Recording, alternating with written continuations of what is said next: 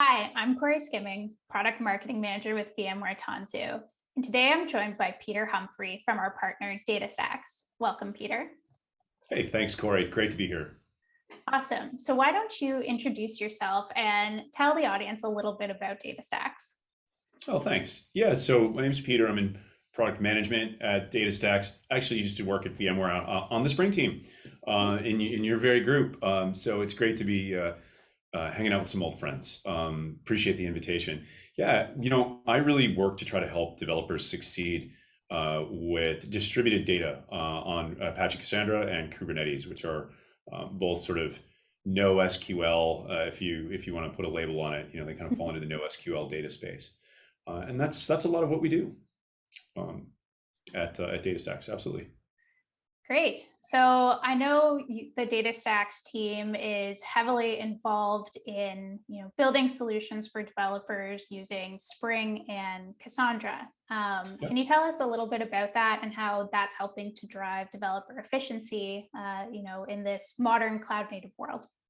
Sure thing. Yeah, absolutely. Actually, the partnership's been great. I mean, start.spring.io, the initializer, has supported Cassandra for many years. And just recently, I'd say in the past 6 to 8 months, what we've done is we've really tried to make the learning curve flattened out a bit. Cassandra had a reputation of sort of, oh, it was great. You could run planet scale data, right? 5 nines availability. You could run Netflix. You can run FedEx. But it was a little bit difficult to develop and operate. And so, we've solved the operate part with a managed cloud service and our partnership around Tanzu Kubernetes Grid and DataStax Enterprise. But for the developers, what we tried to make it easier to do is work with standard APIs. Before, you always had to use Spring Data, which wrapped our Java driver. Now, if you're just a Spring Boot developer and you're not a Spring Data developer, you can talk to Cassandra very simply with standard APIs. You can use things like GraphQL, REST. You can even treat it like a document database and throw JSON documents at it and not have to define your database schema up front, which is something that document databases have made very popular. So it's super simple, Corey. As a developer, you create a database and suddenly all these API endpoints just turn on, and the amount of data access layer code you need to write is dramatically reduced, which just makes it a lot easier to access. That's amazing. So it sounds like for developers wanting to, really get started very quickly, Spring and Cassandra makes it very easy to do so and, spend the time doing what they like to do, building applications. Yeah, less boilerplate. Exactly. Yep. Uh, awesome. So in terms of, I know there's some new releases coming out with Cassandra. Do you want to tell us a little bit about what specifically is new in the world of Cassandra? Oh, sure. Thank you. Yeah. So the 4.0 release has just dropped in the past couple weeks, and it's been several years in the development. As the previous kind of Cassandra and the previous kind of DataStax management team was very focused on DataStax Enterprise. The sort of, we call it New Stacks management team, is we're really also invested in data open source as well as DataStax Enterprise. So the Cassandra 4.0 open source project has really gotten moving again, and we've made that really fast, simple, and reliable. And you wouldn't think a 0.0 release is ready for production, but because it's been baking for several years and we have committers who are running planet scale applications that have zero tolerance for bugs, people are deploying release candidates of it into production, and certainly comfortable with the GA. Our drivers had a pretty big overhaul to embrace asynchronous and reactive type of communication protocols as well as safety, and that has been picked up by Spring Data Cassandra because it wraps our Java driver.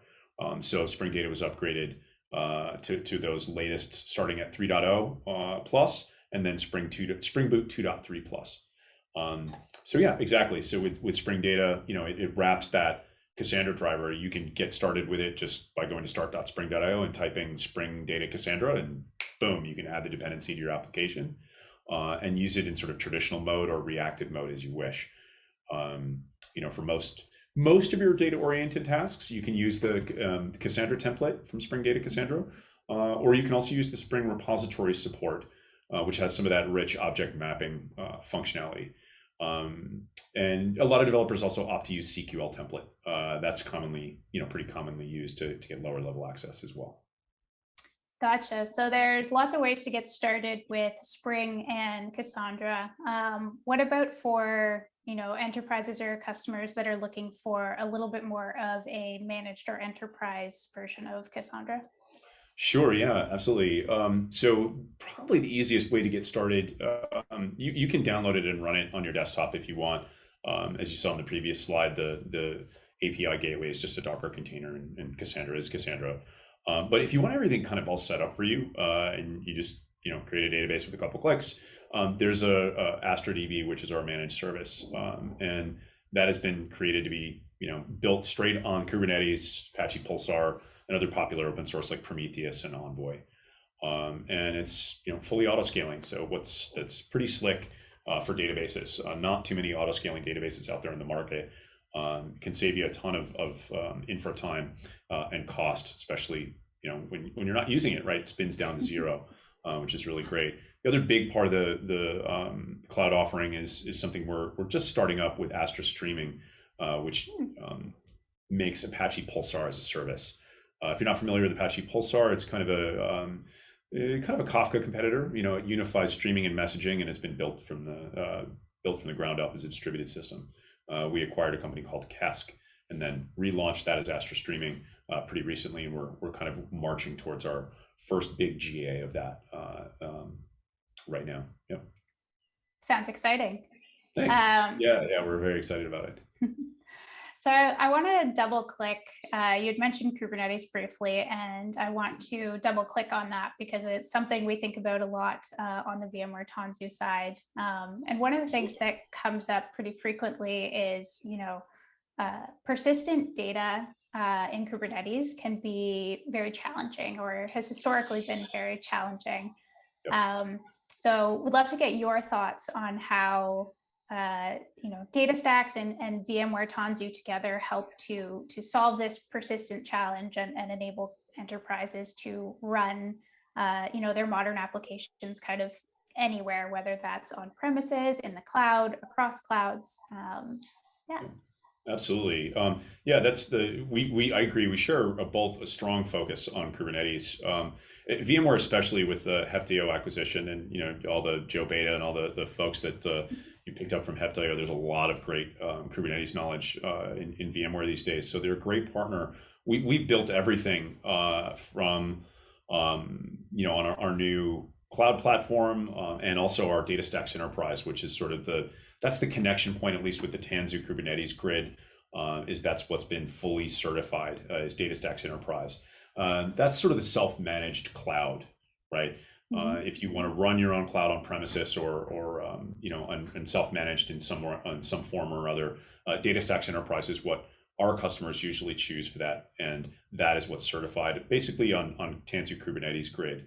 And I think what makes it so complementary, I would love to hear your opinion on this too, Cory, but I think what makes it so complementary to the VMware's data portfolio is just, this brings kind of customer-facing system of revenue, customer-facing system of kind of NoSQL data loads on Kubernetes. It's that missing data plane. It was, when Cassandra was originally invented, years ago at Facebook, it was born to run in distributed containerized environments.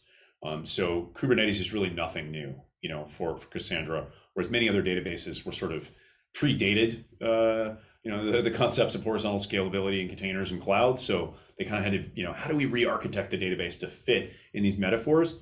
There was none of that needed for Cassandra and DataStax Enterprise. It already was that way.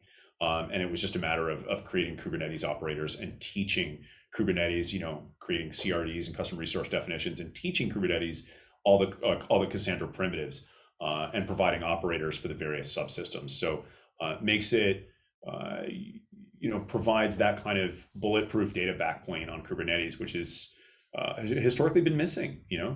Mm-hmm. Yeah, definitely. And I think an area of, a really nice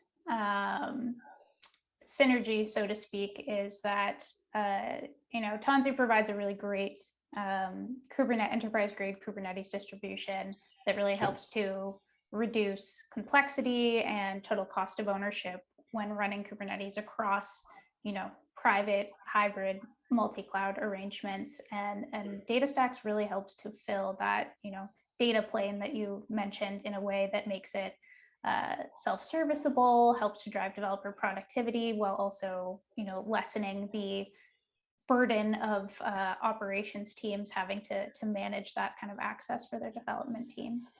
100%, yeah. Folks, if developers are looking to get started with Spring and Cassandra, it's as simple as going to start.spring.io, as Josh Long loves to say. And if you want to learn more about what's like brand new, there's a recording on Tanzu Tuesdays website called "Staying Ahead of the Curve" with Spring and Cassandra 4 that will give you the absolute latest on what's going on. And look forward to seeing you on another Tanzu on another recording. Awesome. Thanks so much.